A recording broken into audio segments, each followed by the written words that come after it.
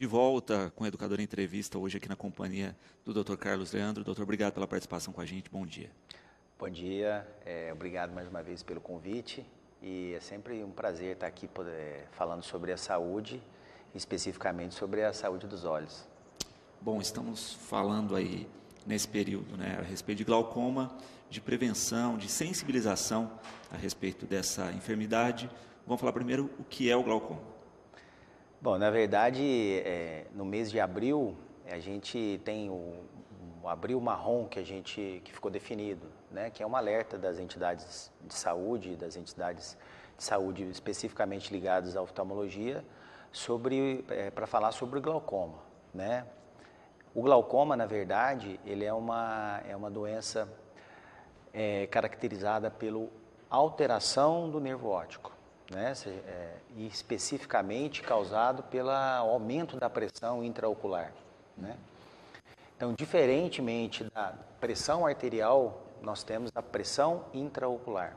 Essa pressão intraocular, quando aumentada, pode trazer uma alteração no nervo óptico, levando a essa alteração chamada glaucoma.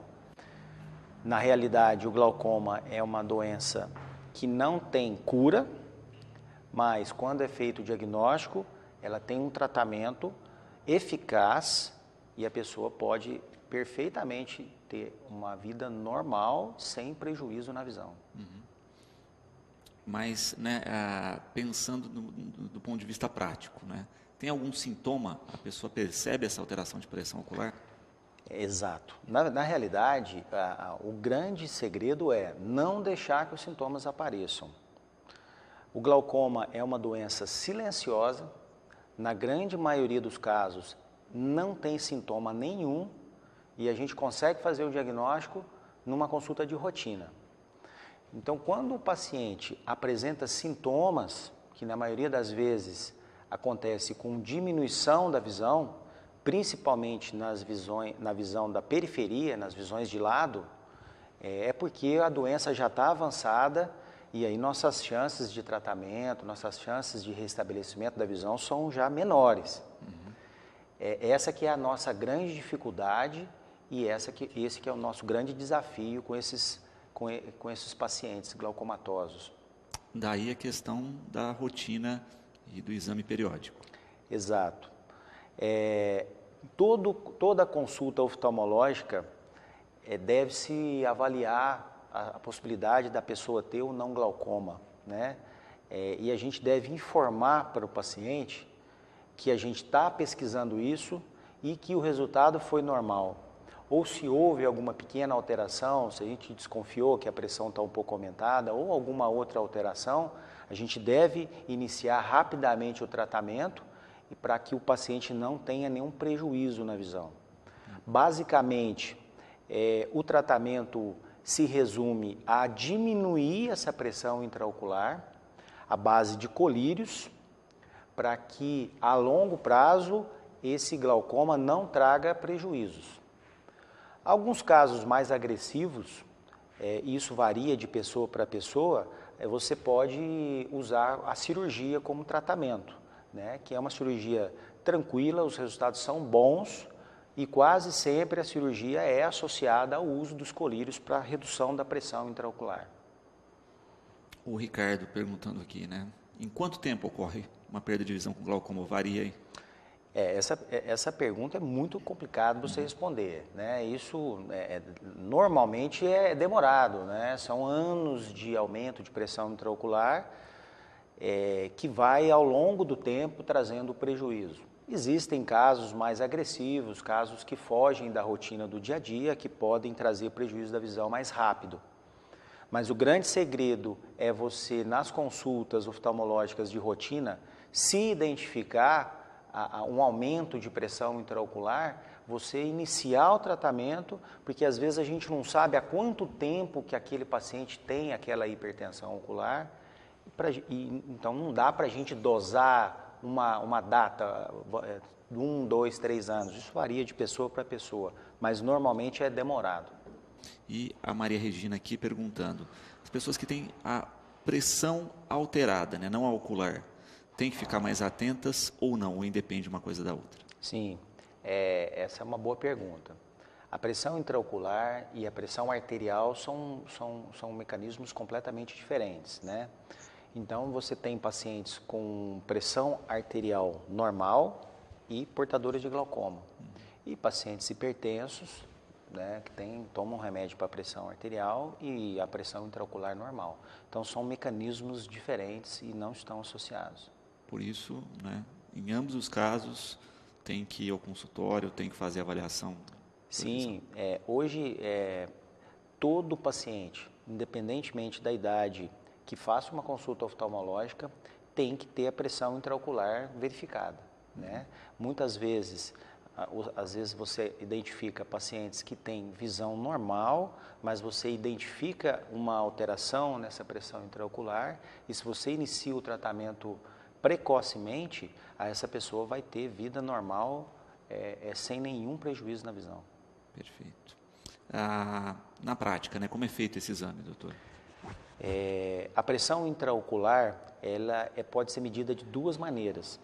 Existe um aparelho que você toca levemente na córnea e esse aparelho dá para a gente a medida da pressão intraocular. É um exame indolor, rápido e fácil de fazer. Existem alguns aparelhos mais modernos que medem a pressão intraocular sem contato com os olhos, através de um sopro. Então, é um aparelhinho simples que dá um soprozinho no olho e esse sopro é medido através de um computador e traduzido como uma medida da pressão intraocular. Perfeito. Então, bem simples e rápido, né? Não tem uma... Bem simples, rápido, sem dor. E é importante lembrar também que o diagnóstico de glaucoma não é somente feito pela medida da pressão intraocular.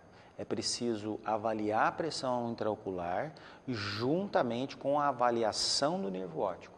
O nervo óptico é o órgão que é machucado durante os processos de glaucoma. Então, muitos pacientes podem ter pressão alta nos olhos sem ter o glaucoma.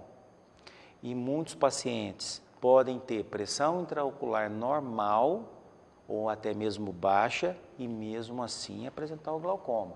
Então é preciso que o médico faça um conjunto de análises para chegar à conclusão se aquele paciente precisa de tratamento, se ele tem glaucoma ou não. Perfeito.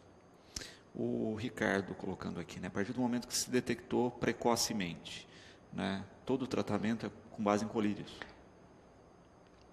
Basicamente, sim. Se for, a não ser que seja um caso mais agressivo, um caso de algum glaucoma específico, você pode necessitar de cirurgia.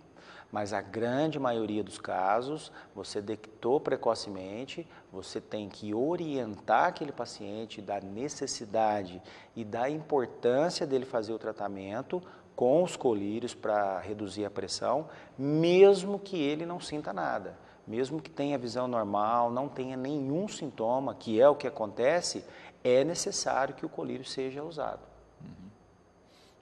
A Matilde aqui, parabenizando pelas informações e colocando que o esposo no passado, né, teve esse mal, mas quando foi avaliar já era tarde demais. Né, acabou tendo um período de cegueira no final da vida. Ele coloca que agora o filho passou pela mesma problemática, mas atendido prontamente e conseguiu controlar a questão. Ela coloca se o fator genético é um fator preponderante. Sim, essa é uma colocação bastante importante. Assim como outras doenças, como hipertensão arterial, diabetes, doenças da tireoide, o glaucoma tem também associado o fator hereditário. Né? Então a gente sabe que pessoas com glaucoma, nossos pais tendo glaucoma, nossos avós, nossa chance de apresentar a doença é maior do que naquela pessoa que não tem histórico familiar.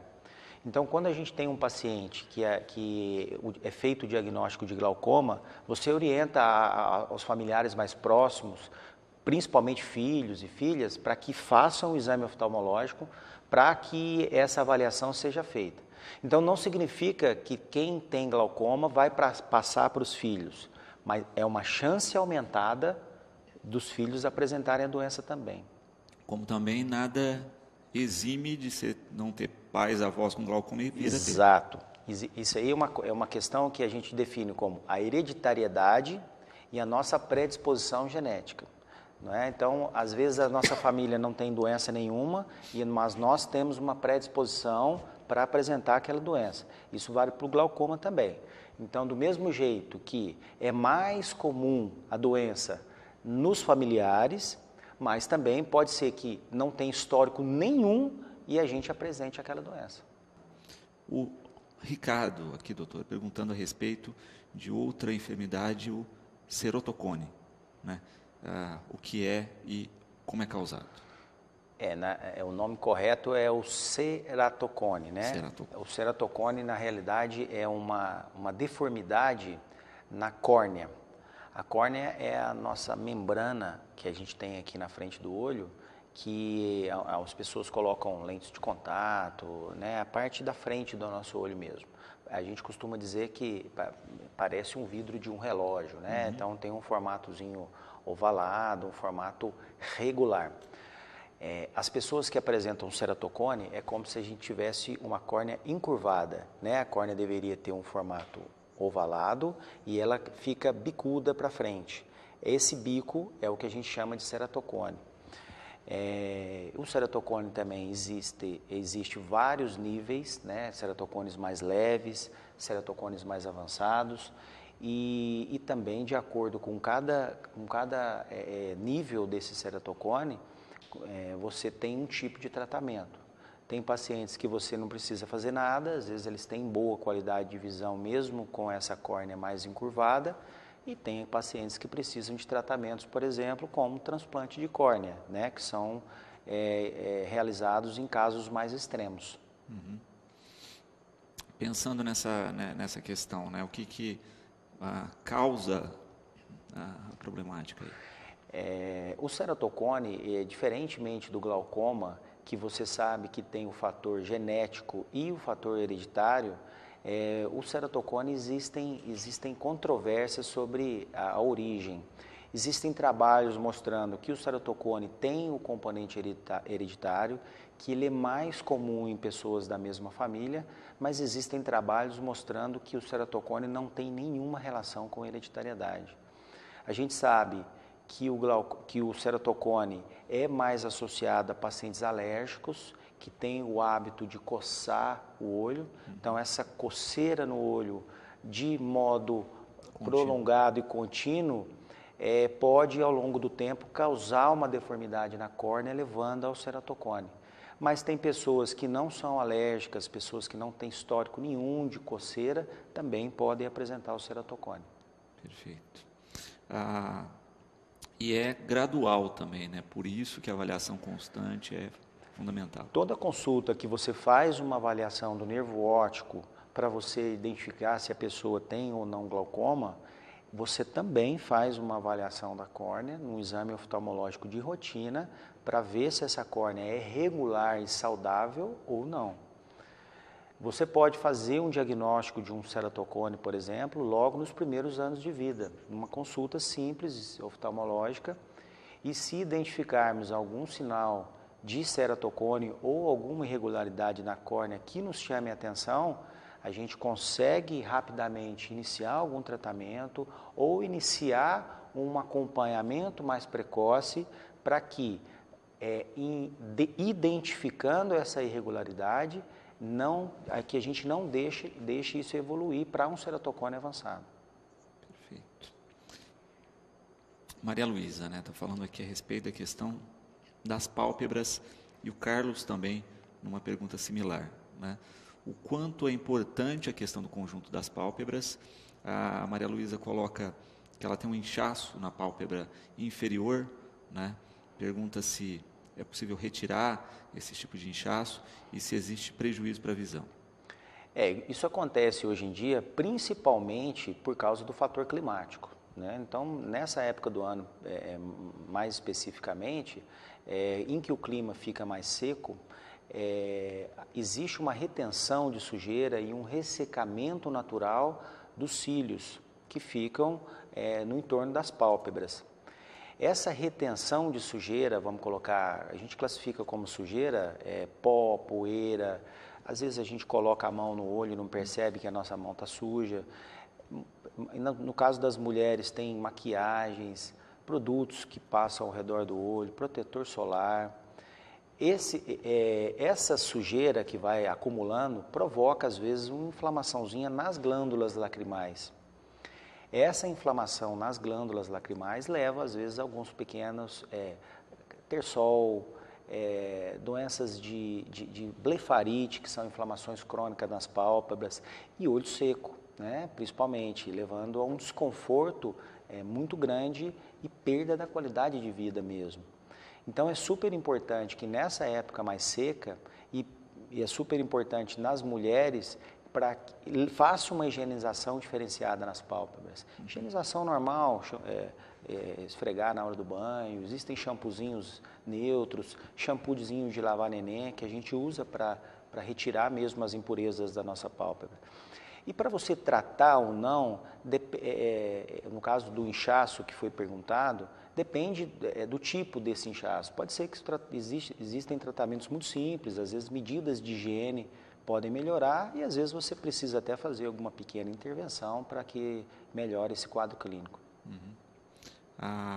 Porque como se coloca aqui, né, a pálpebra ela faz parte do conjunto do olho mesmo, qualquer alteração nela vai... A pálpebra e os cílios são a primeira barreira de proteção dos nossos olhos. Então, eles têm essa finalidade mesmo, é um conjunto em que começa com o piscar. O nosso movimento de piscar, ele acontece involuntariamente para trazer uma proteção para os nossos olhos, fazer uma produção de lágrima contínua e uma barreira mesmo, né? Os cílios funcionam os cílios e a pálpebra como uma barreira de proteção e os cílios como um espanadorzinho de pó mesmo, para evitar que as sujeiras do dia a dia entrem de modo agressivo no nosso olho. Perfeito. Pensando também, né, nessa questão do conjunto da obra aí, né, o Ricardo coloca, né, a gente tem as glândulas que produzem a lágrima e toda a umidade ocular. Né? Ele pergunta a respeito de enfermidades e doenças nessas glândulas e como tratar. Exato. Então, hoje a gente sabe que as alterações das nossas glândulas lacrimais, que são várias, elas levam a doenças, por exemplo, como olho seco, né? Se a gente tem uma produção menor de lágrima, a gente pode ter o olho seco, ou mesmo uma hiperprodução de lágrima, levando ao lacrimejamento, né? Então, às vezes a gente encontra pacientes que têm o lacrimejamento, que pode acontecer pelo entupimento do canal lacrimal ou por um aumento da produção da lágrima. De uma maneira geral, as nossas glândulas lacrimais, elas não têm problemas por causa delas mesmo. Elas têm uma alteração secundária a algum outro problema. Então, a gente pode ter, por exemplo, um terçol causado por um acúmulo de resíduo no olho, que leva ao entupimento da glândula.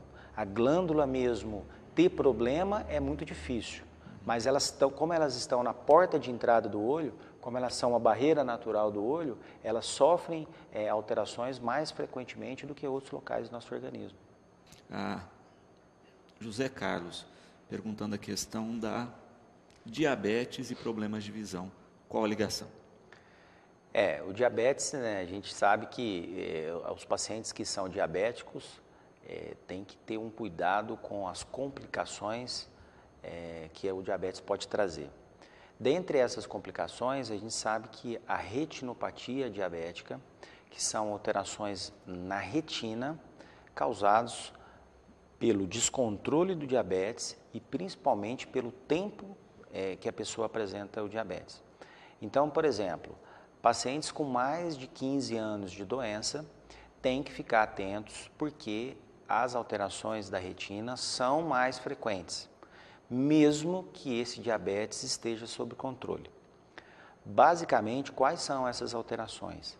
A gente sabe que o diabetes leva a pequenas hemorragias nas veinhas da retina, e essas pequenas hemorragias levam à perda gradativa da visão. Então, se você faz um diagnóstico de uma alteração do fundo de olho causado pelo diabetes precocemente, você trata com laser e essas alterações não trazem prejuízo para a visão. Da mesma maneira que o glaucoma, o segredo é o diagnóstico precoce, para que tenha chance de tratamento. Os pacientes que têm essas alterações, que são também silenciosas e não são tratados, podem também ter problemas irreversíveis na visão. Perfeito. Então, a questão para o diabético do exame periódico é mais importante ainda. O diabetes acaba se tornando, vamos colocar, mais importante pelo fato de não ser somente problemas oculares que o paciente pode apresentar. Dentre todas as complicações que o diabetes pode apresentar, as doenças oculares são também importantes. E como quase toda doença, sempre a prevenção e o tratamento, consultas de rotina e os tratamentos de forma precoce fazem toda a diferença no tratamento. Perfeito. Crianças, né, a temática aqui da Valéria, a importância dos exames preventivos, até porque muitas vezes a criança não manifesta, né, a problemática. Esse é um tema bastante importante, em que a gente tenta mostrar a importância do primeiro exame oftalmológico. Então, na realidade, hoje, a criança já é examinada inicialmente na maternidade, através do teste do olhinho, que hoje ele é obrigatório, né? Toda criança tem o teste do olhinho realizado já na maternidade, normalmente é feito pelo próprio pediatra. E depois a gente orienta uma primeira consulta oftalmológica mesmo no oftalmologista antes do início da alfabetização, né? Justamente pelo fato da criança não apresentar queixas. Então a gente atende às vezes crianças com dificuldade de alfabetização, na realidade porque tem problema para enxergar na escola. Então essa primeira consulta oftalmológica, se a criança não apresenta sintoma nenhum, ela deveria ser obrigatoriamente realizada antes do início da alfabetização. Perfeito. Porque aí a gente acaba vendo isso, né? Muitas crianças com problema de alfabetização, quando vão perceber, a questão é a visão e não o aprendizado. Hoje a gente tem crianças que fazem tratamentos com fonoaudiólogos, psicólogos, porque a criança está tendo dificuldade de aprendizado, sendo que o problema era uma consulta simples oftalmológica. Então a gente sabe hoje que existe isso em todos os níveis de escolaridade, nível estadual, particular, municipal, as triagens, né? E poderia ser melhor explorado isso. Então é realizado pelo professores, agentes de saúde, um teste de triagem mesmo, para tentar tentar diferenciar aquelas crianças que têm mais dificuldade ou menos dificuldade, para que sejam encaminhadas para o oftalmologista para uma consulta oftalmológica. O ideal não é nem isso, o ideal é que toda criança seja avaliada pelo oftalmologista, mas como a gente sabe, às vezes, da dificuldade, principalmente nas escolas estaduais e municipais, essa triagem ela ajuda bastante a tentar diminuir esse problema de visão que as crianças podem ter. A Maria disse que não está enxergando de perto. Ela foi atendida por médicos do HC que disseram que isso é por conta do envelhecimento, que a retina é muito fina. Ela pergunta se tem como resolver. Na verdade, a gente colocou dois problemas na mesma pergunta, né? Então, existem os problemas da dificuldade na visão de perto, que vai acontecendo mesmo com todos nós com o passar do tempo, com a dificuldade para focar os objetos de perto, né? Então, a gente escuta muitas pessoas dizerem que o braço está ficando curto, né? Que tem que afastar muitos objetos para poder focar as coisas de perto. Isso é um problema de presbiopia, que a gente conhece como vista cansada, e o tratamento são óculos para perto mesmo, na maioria dos casos, né? É um problema simples que todos nós um dia vamos ter isso aí. E existem os casos de pacientes que têm a retina fina, que normalmente são pacientes com graus de miopia muito alto, que também têm essa dificuldade para perto e muitas vezes numa idade às vezes não tão avançada, em níveis diferentes de pessoa para pessoa, né? É muito complicado você dizer como é o tratamento. Isso é avaliado caso a caso, de acordo com a espessura da retina e de acordo com a dificuldade visual, você pode estabelecer o tratamento. Muitas vezes o tratamento pode ser com receita de óculos, lentes de contato ou até mesmo procedimentos cirúrgicos. Perfeito. Mas essa questão, né, o óculos chamado aí para vista cansada, o óculos de descanso, é uma questão que, né, depois de certa faixa etária, poucas pessoas... Hoje a medicina, principalmente a parte oftalmológica, está muito avançada, né? Então a gente tem recursos cirúrgicos para os pacientes que não querem usar óculos. O óculos simples para perto, feito em óticas com receita médica, pode perfeitamente resolver o problema da vista cansada para perto causado pela idade.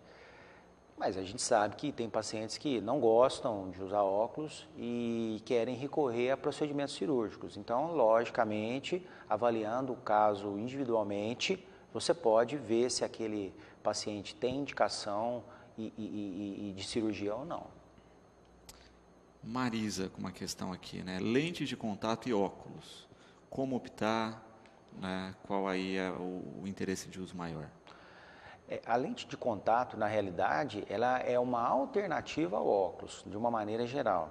Então, por questão estética ou por alguma questão de alergia à armação, enfim, algum problema de colocação do óculos mesmo, você pode optar pela lente de contato.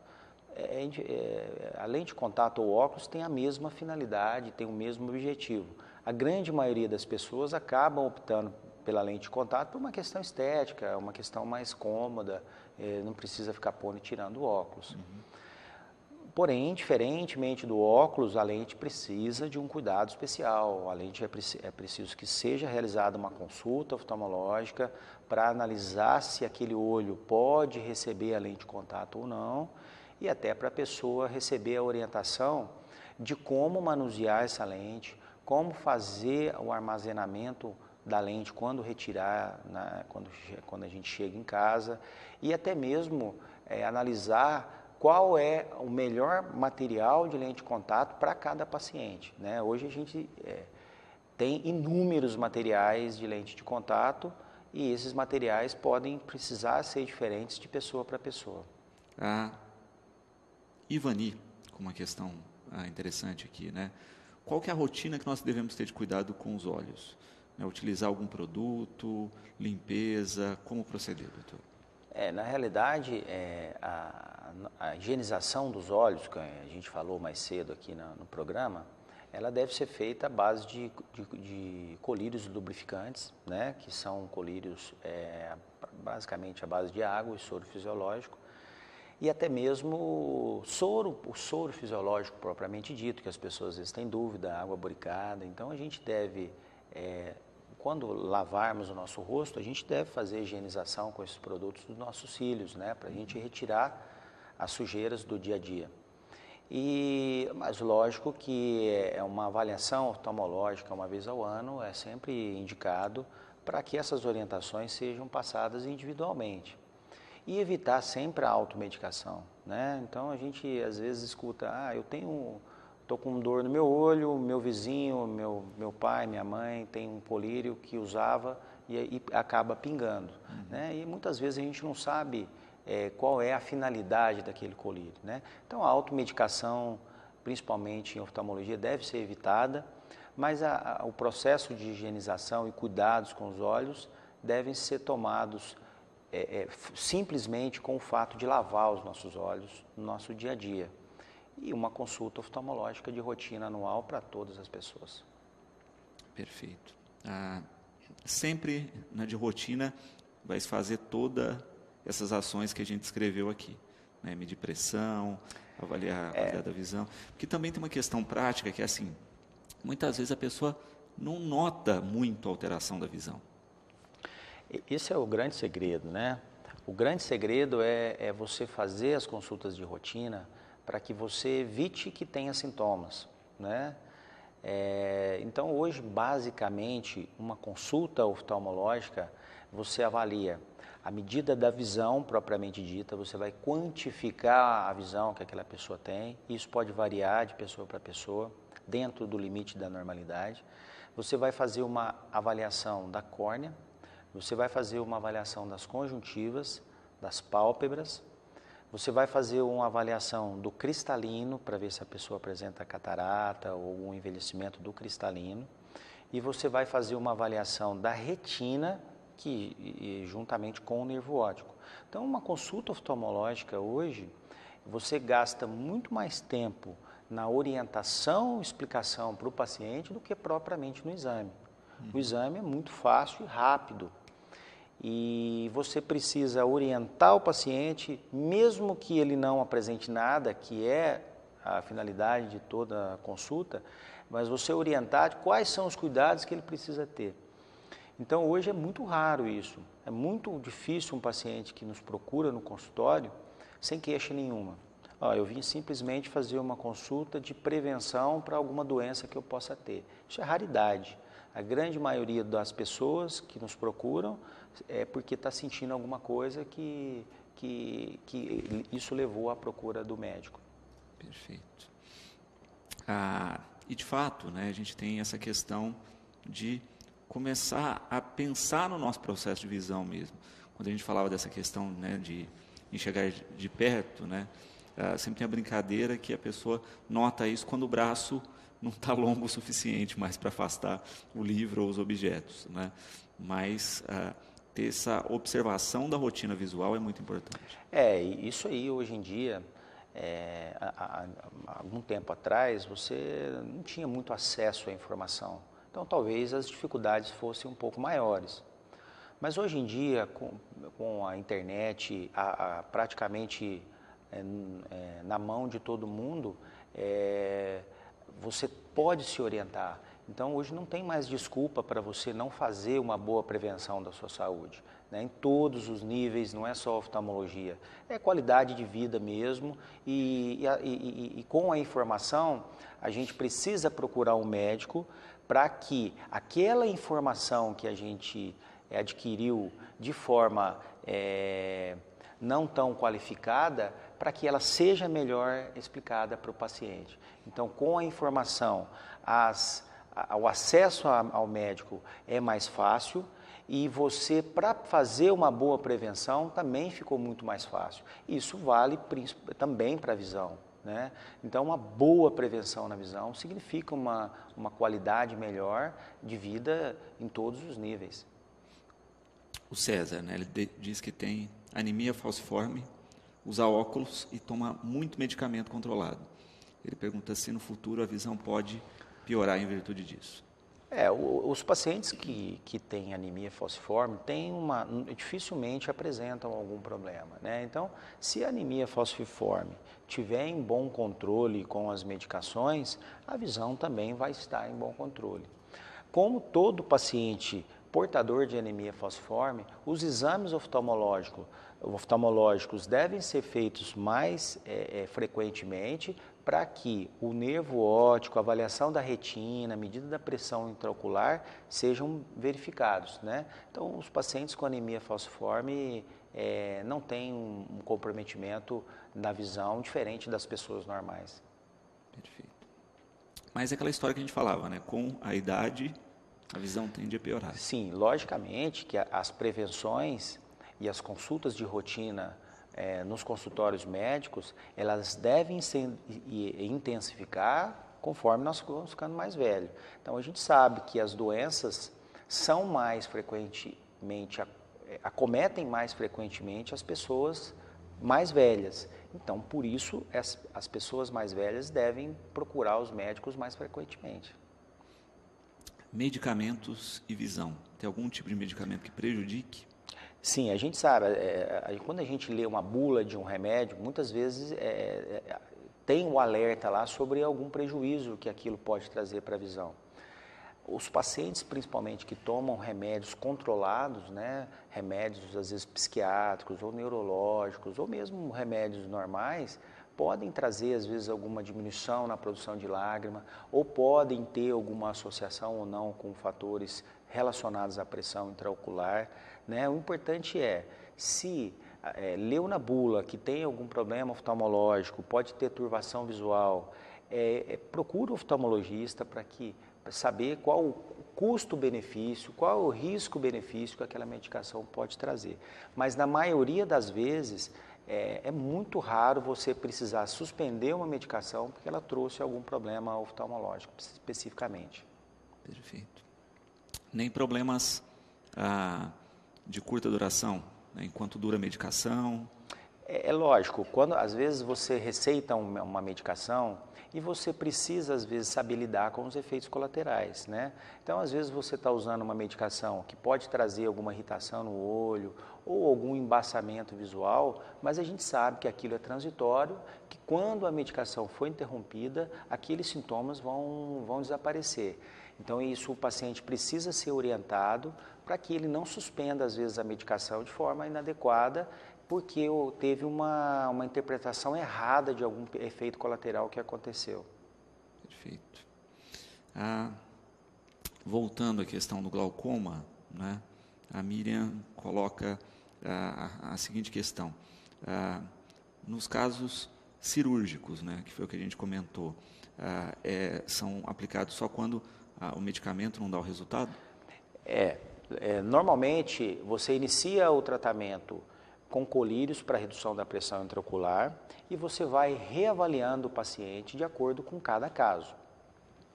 Nessa reavaliação, se nós não percebermos uma redução significativa da pressão intraocular e uma melhora da avaliação do disco nervo óptico, você precisa rever o tratamento e muitas vezes nessa revisão do tratamento, a gente pode indicar a cirurgia. Então, basicamente, a cirurgia é indicada quando os colírios não trazem o efeito que a gente espera, né? E a cirurgia também tem a finalidade de fazer mecanicamente uma abertura no olho, uma intraocular, para que essa pressão intraocular seja melhor drenada, né? Então, de toda maneira, tanto a medicação quanto a cirurgia têm o objetivo de redução da pressão intraocular. Para encerrar, doutor, várias pessoas com a mesma pergunta, né? Aonde o doutor atende? Se atende só pela rede particular ou pelo SUS? O meu consultório fica próximo ao Hospital da Santa Casa, ali na rua Dr. Manuel Furtado, né, no 365. A gente faz atendimentos particulares e eu faço parte da equipe de médicos cooperados da Unimed, né? E já tem algum tempo já que eu não faço mais os atendimentos na rede pública, série de fatores que fizeram com que eu não fizesse parte mais da equipe. Mas no consultório eu consigo ter um tempo melhor para me dedicar aos pacientes, que muitas vezes, às vezes a gente, na correria do dia a dia, os médicos hoje têm deixado de orientar o paciente. E às vezes muito melhor que uma consulta bem feita, um exame clínico mesmo, às vezes é uma orientação que você faz para o paciente. Às vezes essa orientação pode fazer toda a diferença nele fazer o tratamento ou não. Perfeito. Doutora, a gente quer agradecer muito a presença aqui no programa e destacar isso, né, da importância da consulta periódica, destacar a importância de não deixar para depois, né, porque uma coisa que parece ser um probleminha, mas perdi só um pouquinho da visão, não está me atrapalhando, pode ser um cumulativo, e agradecer sempre pelo carinho aqui com o programa. Queria agradecer também, mais uma vez, sempre gostoso vir aqui. Só para finalizar, da importância dos exames de rotina, os dados hoje que a gente tem hoje mais de 1 milhão de pessoas com glaucoma no Brasil e mais de 60 milhões de pessoas no mundo, né? Com o envelhecimento da população, estima-se que até o ano de 2020 a população de pessoas com glaucoma chega a 80 milhões. Desses, 70% não estão tratando. Muitos porque não acreditam no tratamento e muitos porque não têm o diagnóstico. Então, a consulta de rotina em oftalmologia pode fazer toda a diferença em você ter visão boa no futuro ou não. Então, a gente não inventa esses números são estatísticos mesmo. Então, isso fica para a gente frisar a importância das consultas de rotina em todas as especialidades, não é só em oftalmologia. Hoje é fácil, com a informação, a consulta no médico fica fácil. E pergunte para o seu médico, converse com o médico. É o momento que você tem para tirar todas as suas dúvidas para fazer um bom tratamento. Obrigado pela participação, doutor. Eu que agradeço. Bom, a gente vai para o intervalinho. Na sequência, você confere matéria sobre essa questão aí do desafio da baleia azul aqui no Educador Entrevista. Voltamos já.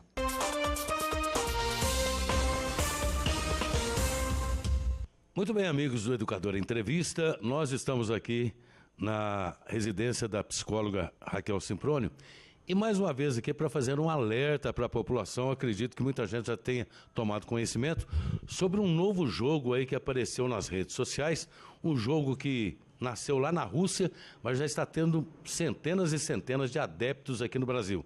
É o tal do jogo da baleia azul, que pede que as pessoas que se aderirem façam aí, passem por 50 testes e o último deles que se mate. E eu estou aqui com a Raquel. Você já tomou conhecimento também desse jogo, né, Raquel? O que as pessoas devem fazer para evitar, principalmente, acessar esse jogo? Bom, eu gostaria de pedir a atenção de todos, como já pedi uma vez em entrevista, falando sobre o Pokémon Go, né? Que é um segmento da internet. Nós, na entrevista, na Educadora, falamos bastante nisso, batemos bastante nessa tecla, que é os acessos sociais. Infelizmente, com a vida corrida dos pais, as crianças acabam ficando libertas na rede social. Então, hoje, os meios sociais, se a pessoa, por exemplo, na casa dela, ela tem todas as ferramentas que ela precisa, dentro do próprio quarto. Televisor, computador ou, muitas vezes, um próprio telefone muito moderno. E o que elas fazem disso? Um uso sem limites. Você pode achar que o teu filho está quietinho. Antes a gente achava estranho o filho estar quietinho dentro de um quarto. E a gente ia verificar. Hoje, os pais com a vida corrida acham bom que esse filho está quietinho. Eles podem estar em outro estado, com outra pessoa, e trazem para dentro do quarto através da rede social. E o que faz isso? Você acha que é uma falta de aproximação da família, manter um contato, manter uma vigia um pouco maior sobre aquilo que o filho está fazendo? Porque muitas vezes também o filho se sente abandonado pelos pais e ele encontra uma facilidade dessa e é aonde que ele entra, né? Sim. Essas coisas foram acontecendo sutilmente, ganhando grande espaço dentro da nossa casa. De que maneira? Antes havia um televisor dentro de um cômodo e todas as poltronas eram voltadas um para o outro. Então, você assistia o programa, debatia ali e ia dormir, né? Hoje, é um televisor em cada cômodo, justamente para apartar as pessoas. Elas estão sem comunicação, elas não se conhecem mais, são estranhos convivendo juntos. Então, os pais, quando chegam, estão atropelados, querem também esquecer um pouco do dia a dia, vão para a rede social com o intuito de aliviar um pouco a tensão. Os filhos já passaram a tarde, porque isso acontece principalmente com os adolescentes. Não com as crianças, com os adolescentes. Justamente na fase em que eles queriam fazer essa comunicação para criar um suporte interno. Então, com essa correria dos pais e com essa falta de atenção do que eles estão fazendo, está sendo um solo muito fértil para essas pessoas atacarem.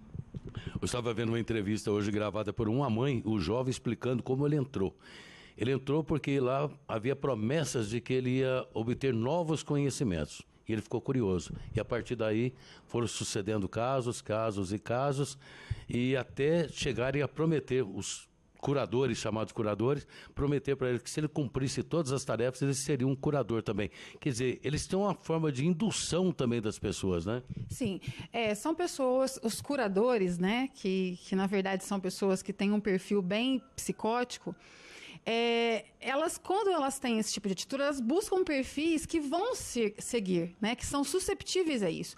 Esse é um caso atípico, porque na maioria das vezes eles buscam justamente pessoas deprimidas, que já estão muito ligadas na internet, muito vidradas, e que quando clica nesse jogo, o desafio é justamente fazer com que a mente fique ainda mais doente. Tanto é que as primeiras regras são fazer com que a pessoa se deprima ainda mais. De que maneira? Assistindo filmes deprimentes, músicas deprimentes, né? Fazer inimizades com outras pessoas, evitar o contato social, ficar ainda mais dentro do quarto, a partir das 4h20 da tarde, sempre no mesmo horário, você é religioso, você está sempre atento àquilo, para não fugir à regra. E a ameaça. Porque, assim, muitos pais podem pensar, não, meu filho é bem criado, ele não vai se meter nisso. Eu acho que a maior prova disso é que, muitas vezes, nós mesmos acabamos caindo em malhas desses bandidos que ligam e a gente acaba dando dinheiro. Muita gente cai nessas situações.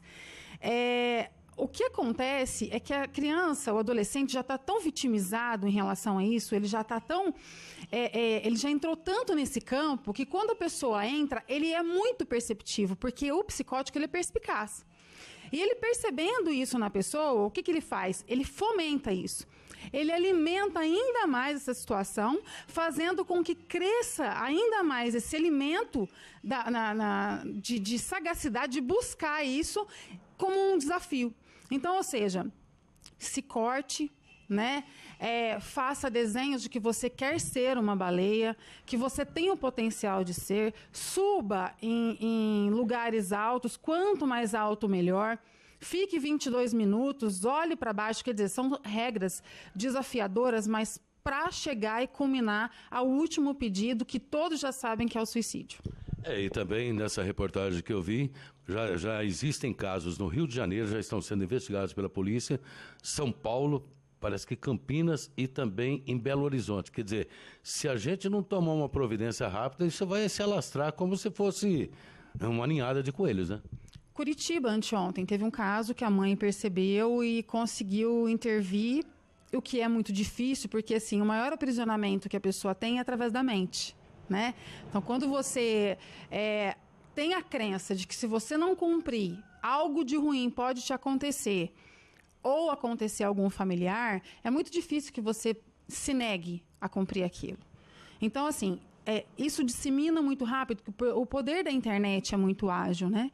Então, eles se utilizam disso justamente a favor das pessoas doentes da mente, para poder atacar essas pessoas inocentes, adolescentes. E qual é o conselho que você daria para uma mãe que percebeu que o filho entrou nesse jogo, ela está fazendo um acompanhamento ou de perto ou de longe? É procurar ajuda na polícia? Com quem que é? Qual é o primeiro caminho?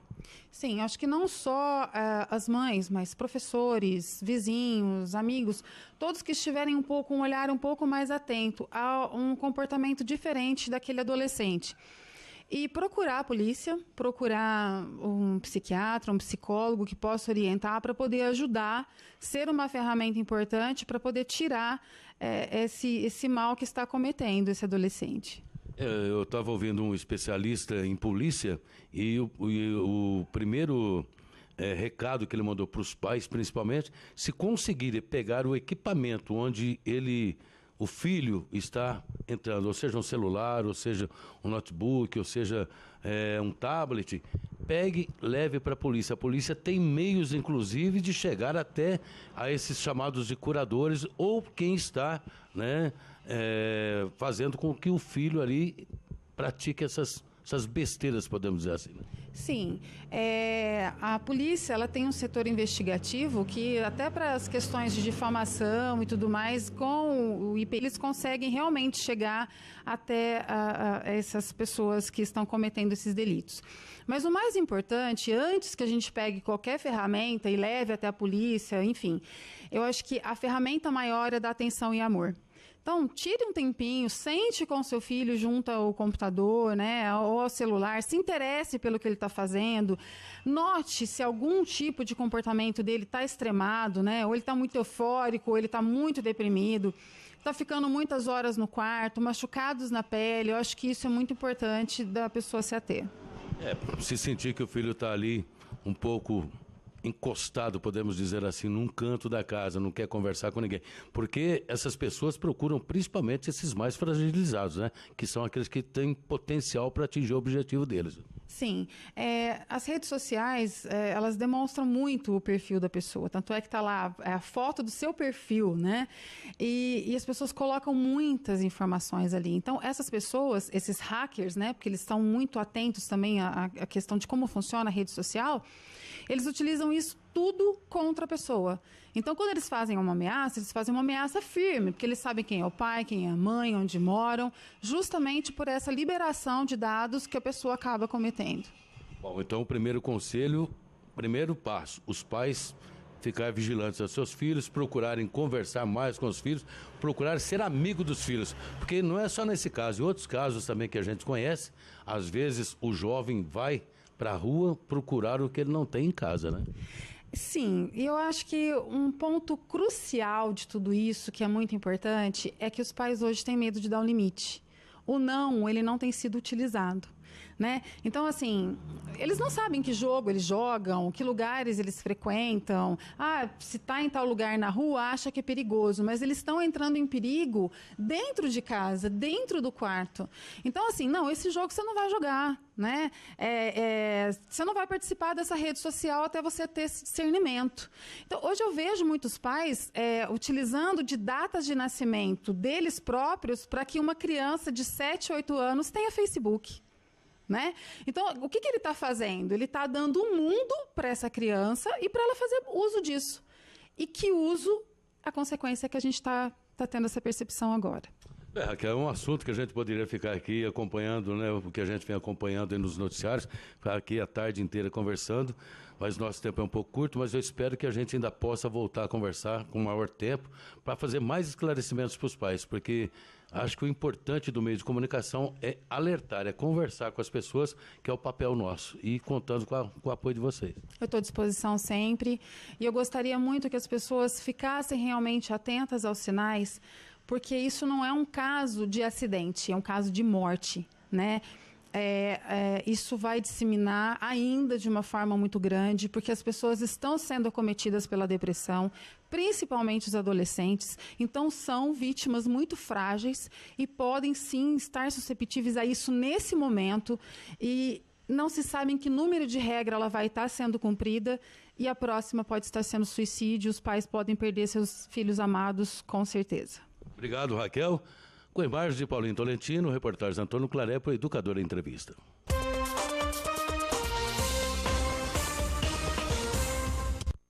E o programa de hoje vai ficando por aqui. Lembramos que às 18h30 tem Cidade na TV, tá certo? Voltamos após o feriado, como sempre, logo após o Fique Sabendo, com mais um Educador Entrevista.